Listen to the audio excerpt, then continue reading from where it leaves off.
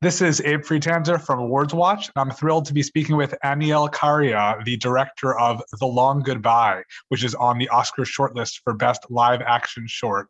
How are you doing today? I'm good, Abe. Yeah, thank you very much for chatting with me. Of course, this is a very powerful film that you made. What was the inspiration that got you into it? Well, thank you. Yeah, I mean, so Riz Ahmed, who I didn't know, but have long been a fan of his work, came to me, having seen some of my other work, and asked me if I wanted to make a film with a kind of wide open brief, really.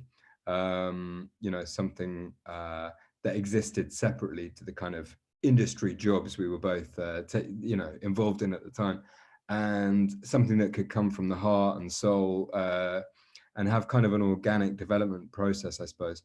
So yeah, this was kind of born from quite personal conversations between him and I over the series of a few weeks about what was kind of fueling us creatively and emotionally at the time.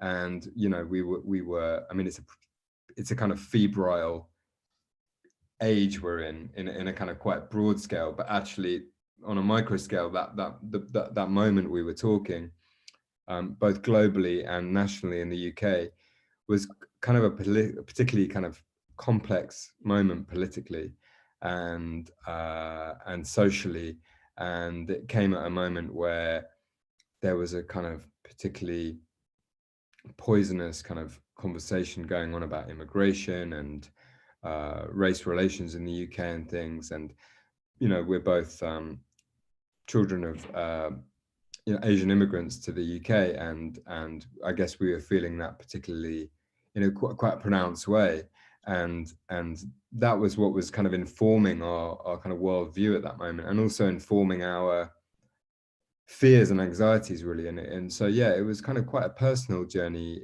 relative to how a lot of film projects come about, I suppose. Just born from conversing about who we were and what was kind of how we felt in that moment. Yeah, and I think it takes a very sort of jarring turn that it starts, and it almost seems like it's a lighthearted comedy. It's just people spending time together, and then you get this very, abrupt interruption that I think is probably sort of similar to real life. Right, exactly. Yeah.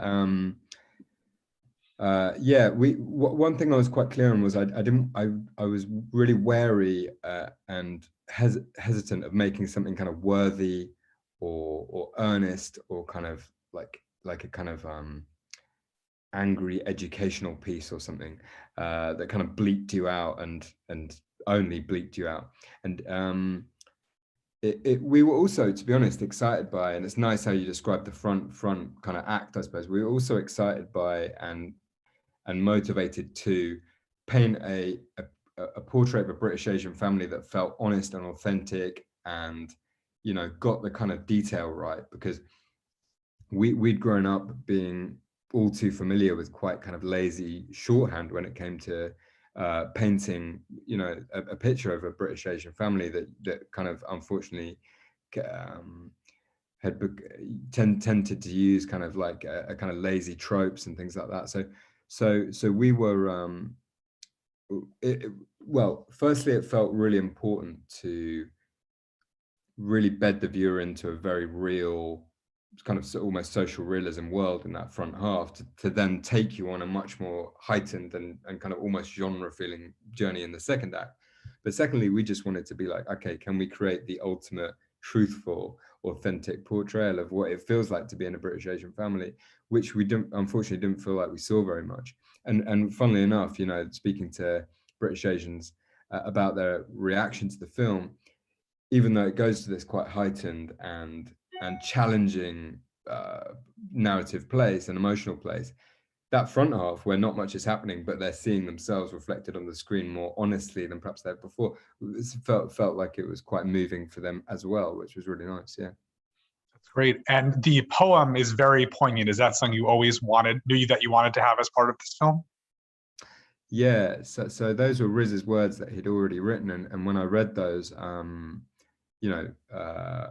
they existed separately to the film, but when I read them, I thought I just thought what an incredible ending that would be, because it wouldn't end on this kind of, like I say, kind of bleaked out, cold note.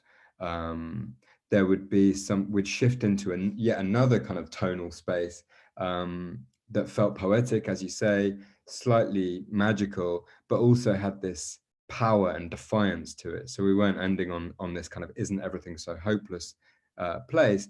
We will, you know, Riz feels like he's almost taking back control of the kind of narrative and the emotional space there.